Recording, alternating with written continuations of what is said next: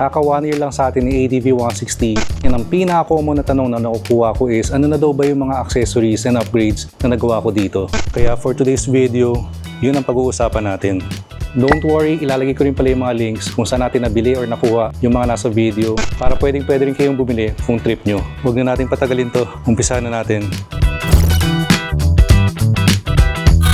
So unang-una sa list, itong windshield natin. Sobrang gusto ko to kasi naging sporty yung look na ADV.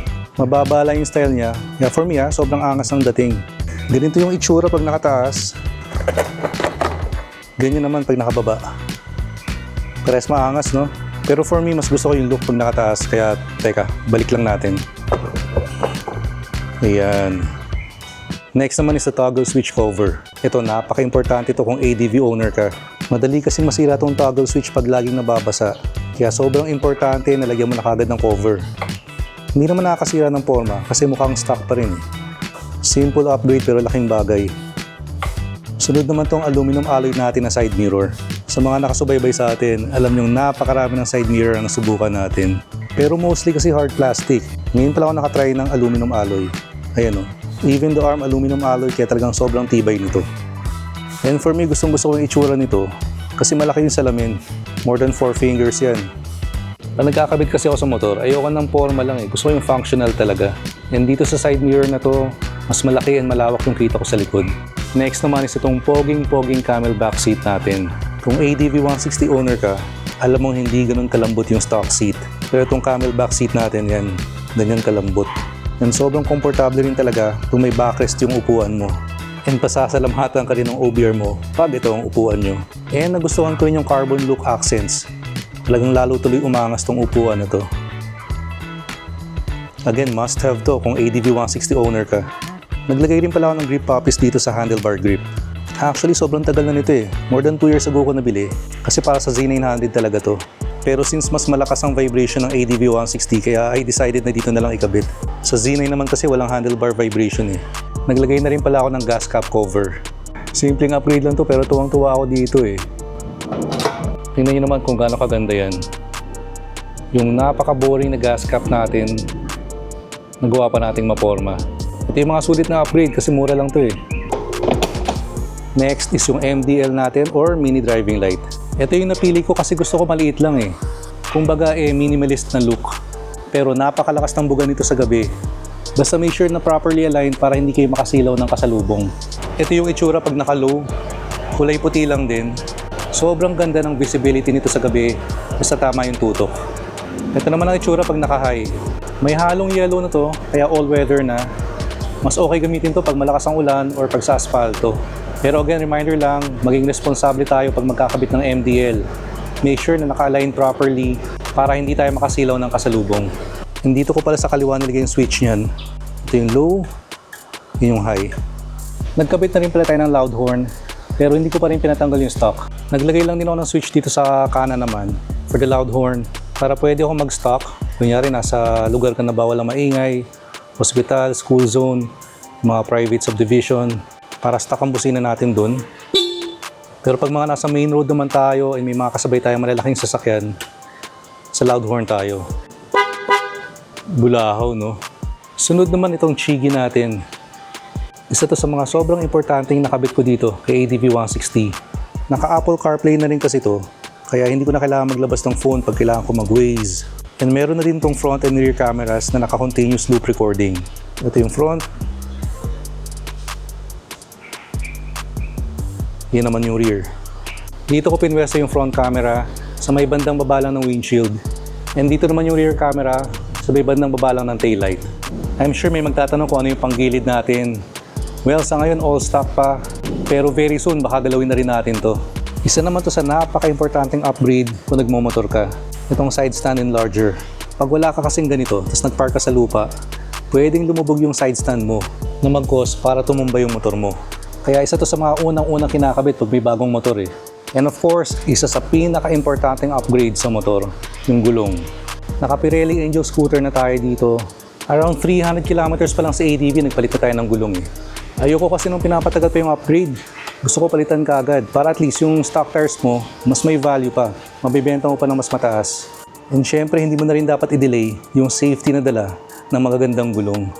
Yung iba kasi gusto pang laspagin muna yung stock bago magpalit ng gulong eh. Ako naman kasi kung magpapalit ka rin lang naman ng gulong, ito pa kailangan patagalin. And meron din pala tayong U-box liner. Yung stock U-box kasi medyo matigas. Gusto ko may konting lambot naman. And of course, sobrang angas tingnan pag meron itong liner. May small pocket na rin dito, pang papeles or coins. And pang ADV 160 talaga to, kaya kita nyo naman, sukat na sukat. Kung tatanungin nyo ako kung ano yung mga importanteng nasa U-box ko, unang-una na to, itong tire plug kit or pass-up na tinatawag.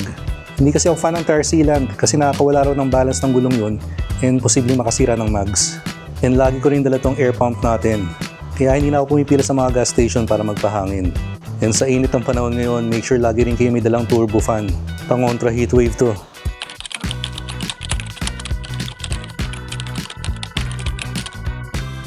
Alright, so for today's video, i-demo lang natin itong bago nating motorcycle dashcam. Testingin natin itong 1080p Full HD na front and rear cameras. Testingin na rin natin itong remote control. And since hindi ko pa ikakabit sa motor, gamitan muna natin ang power bank. Madali lang yung mga connections ito. Hanapin nyo lang yung cable na labeled ng power. Ganun lang kasimple. Guys, abangan nyo pala yung startup screen Yun, Newbie Rides. So dito sa motorcycle dashcam na to, pwede nyo ipa-customize or pa-personalize yung startup screen. Kapitin natin yung mga camera ngayon. Unahin natin sa front. And rear naman. And last, kapit natin itong controller. Ayun, controller. And aside from the label, color-coded rin yan. Ito yung front camera, ito yung rear. So front, rear. So kitang-kita guys, napakalinaw nga talaga. Ilapit natin para mas makita nyo. So yan yung front camera, very clear. And yan naman ang closer view ng rear. And gusto ko dito kita rin pala yung speed mo. Nakalimutan ko pala yung pakita kanina, meron din tong TPMS sensor, front and rear. Testingin din natin ngayon. Pero before that, check muna natin tong remote control. Using the remote, ito yung pwede mong pangsagot pag may tumatawag sa'yo. Ito naman yung pang toggle ng video. And itong huli, mukhang pang video rin. Gusto mong dual screen, front and rear. Alam ko using the remote, pwede ka rin mag-control ng music dito and pwede ka rin yatang mag-take ng video and photos. Sa TPMS na tayo. Teka, kabit ko lang sa gulong to. Alright, nakabit na natin yung TPMS sensor sa gulong. Lumalabas na ngayon yung value sa front 25 PSI and sa rear naman 29 PSI. And it's accurate kasi yun talaga yung tire pressure ng gulong ko. Ang maganda dito, pwede ka rin mag-set ng low alarm and high alarm. So yung low alarm, pag bumaba sa value na sinet mo, mag-a-alarm na yon. And same naman sa high alarm. Pag overinflated yung gulong mo, mag-a-alarm din. Testingin natin. Since 25 yung harapan ko ngayon, gawin natin 26 tong low alarm. Tingnan natin kung ano mangyayari. Ayan o. May alarm na. Front tire is low. Kasi sinet natin yung low alarm limit ng 26. 25 yung harap natin ngayon. Kaya yan, lumalabas. Front tire is low. Ang galing, no? Yan pala guys ang itsura pag nakakabit yung TPMS sensor. Yun yung sa harapan, ito naman yung sa likod. Kaya if naghahanap kayo ng very affordable na all-in-one motorcycle dashcam, baka ito na yung hinahanap nyo. Yan ang maganda dito, very affordable na nga, pero pag ginamit nyo pa yung link ko and code, magkakaroon kayo ng 22% discount. Kaya ano pang hinihintay nyo guys? Order na. So yan ang mga nakakabit currently kay ADV 160 after first year of ownership. Kayo, anong pinakagusto nyo doon sa mga na-discuss natin dito sa video? And ano rin yung sa tingin yung kulang pa dito kay ADV? But again, huwag yung sabihin panggilid kasi nga very soon, i-upgrade na rin natin to. So maraming salamat sa mga laging nakasubaybay kay ADV 160. And by the way, road to 17,000 subscribers na tayo dito sa channel. Dun sa mga hindi pa nakasubscribe, please click the subscribe button below and like and share the video. So maraming salamat sa mga nanood sa atin today. Kita-kits tayo sa next video. Ingat kayo lahat palagi. Always ride safe. Peace out.